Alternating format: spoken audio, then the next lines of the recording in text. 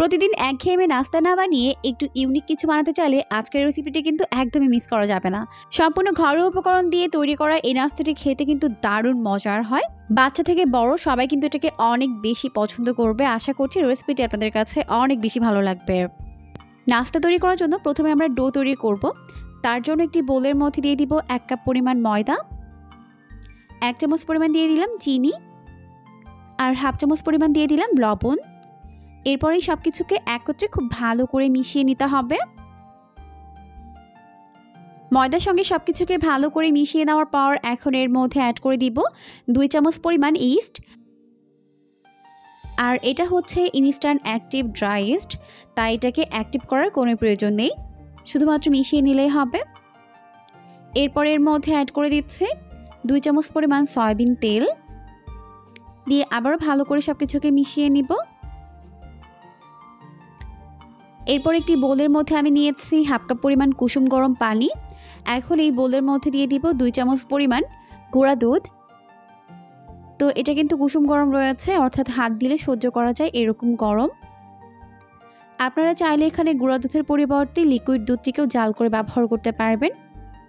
তো এখানে আমি কিছুটা পরিমাণে দুধের মিশ্রণটি দিয়ে দিলাম। এরপর এর মধ্যে একটি ডিম ভেঙে দিলাম। আর শুকনো ময়দায় কিন্তু ডিম মেশানো যাবে না, তাহলে কিন্তু লাম্পস ক্রিয়েট হবে। তাই দুধ কিংবা পানি দেওয়ার পরে এটাকে ভালো করে মিশিয়ে নিতে হবে। চাইলে এই ডো তৈরি করতে আপনারা কিন্তু পানিও ব্যবহার করতে পারবেন।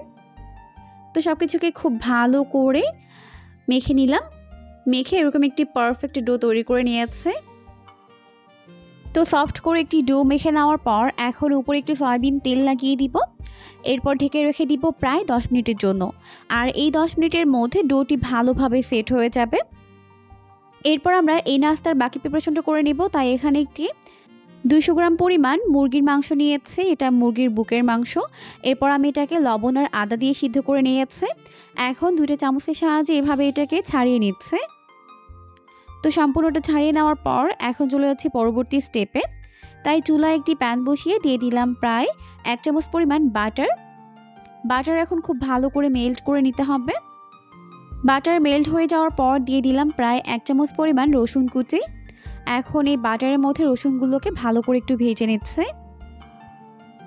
যখন এখান থেকে খুবই সুন্দর একটি সুঘ্রাণ বের হবে, তখন আমি এখানে আগে থেকে সিদ্ধ করে ছাড়িয়ে রাখা মাংস দিয়ে দিচ্ছে।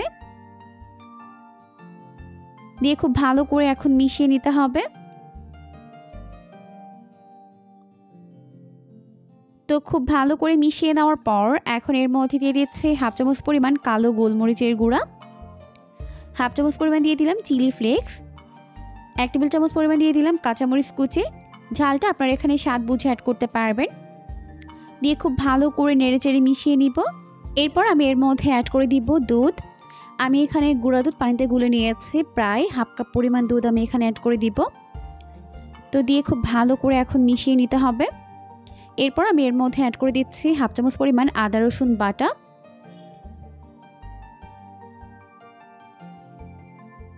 সব কিছুকে ভালো করে মিশিয়ে নেওয়ার পর স্বাদ মতো দিয়ে দিব লবণ। আমি এখানে প্রায় হাফ চামচ পরিমাণ লবণ দিয়ে দিচ্ছি। লবণ দেওয়ার পর এখন দিয়ে দিব এরকম কুচি করে নেওয়া ক্যাপসিকাম। আপনারা চাইলে গাজরও অ্যাড করতে পারবেন।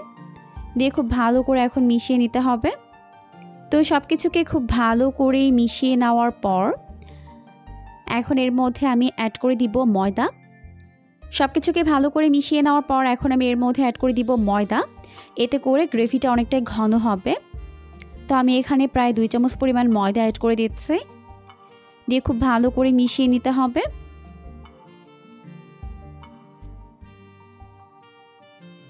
মিশিয়ে নেওয়ার পর এখন জাল করে এটাকে ঘন করে নিচ্ছে। তো খুব ভালো করে মিশিয়ে নিয়েছি। এখন কিন্তু এটা অনেকটাই ঘন আর ঠিক হয়ে গেছে। এখন আমি এটাকে চুলা থেকে নামিয়ে একটা সাইডে রেখে দিচ্ছি। এদিকে আমাদের ডোটি কিন্তু খুব ভালোভাবে সেট হয়ে গেছে। এখন এটাকে মথে এর ভেতরে থাকা বাতাসটিকে বের করে দিব। তো খুব ভালো করে এটাকে মথে নিচ্ছে। এরপর যে কটা নাস্তা তৈরি করব ওভাবে এটাকে ভাগ করে নিব। তো আমি এটাকে বেশ কয়েকটি ভাগে ভাগ করে নিলাম। এরপর প্রতিটা ডো হাতের মধ্যে নিয়ে এরকম একটা গোলাকার শেপ দিয়ে নিব। তো প্রতিটা ডো এরকম করে গোল করে নিতে হবে। তো ব্যাস হয়ে গেছে, সবগুলোকে বানিয়ে নিয়েছে। এরপর আমি এখানে একটি বেকিং পেপার নিয়েছি, এর উপরে আমি এইভাবে এগুলোকে বসিয়ে দিচ্ছি। আপনারা চাইলে এখানে লেখালেখি সাদা কাগজে নিতে পারবেন। এরপর এখানে যে কোনো গ্লাসের পিছনের সাইডটা দিয়ে এইভাবে করে ডিপ করে দিব। এতে করে দেখা যাবে যে ভেতরে একটা এরকম গোল একটা জায়গা ক্রিয়েট হয়ে যাচ্ছে। তো হয়ে গেছে, তো সবগুলোকে আমি সেমভাবে করে নিব। এরপর এর মাঝখানে আমি আগে থেকে তৈরি করে নেওয়া পুর দিয়ে দিচ্ছি। তো সবগুলোর মধ্যে সেমভাবে পুর দিয়ে দিতে হবে। তো সবগুলোর মধ্যে আমি সেমভাবে পুর দিয়েছি। এরপর আমি এর চারপাশ থেকে এভাবে করে ডিমের হলুদ অংশ ব্রাশ করে দিব। এতে করে বেক করার পরে খুবই সুন্দর একটা কালার চলে আসবে।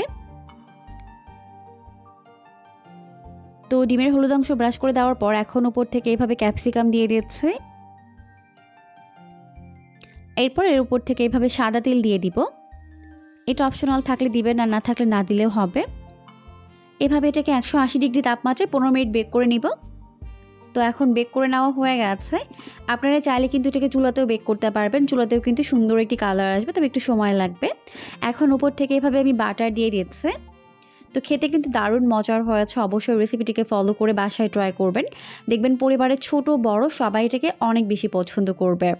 অনেক বেশি সফট আর তুলতুলে নরম, খেতেও কিন্তু হয়েছে দারুণ মজার। অবশ্যই রেসিপিটিকে ফলো করে বাসায় ট্রাই করবেন, দেখবেন পরিবারের ছোট বড় সবাই এটাকে অনেক বেশি পছন্দ করবে আর অনেক মজা করে খাবে।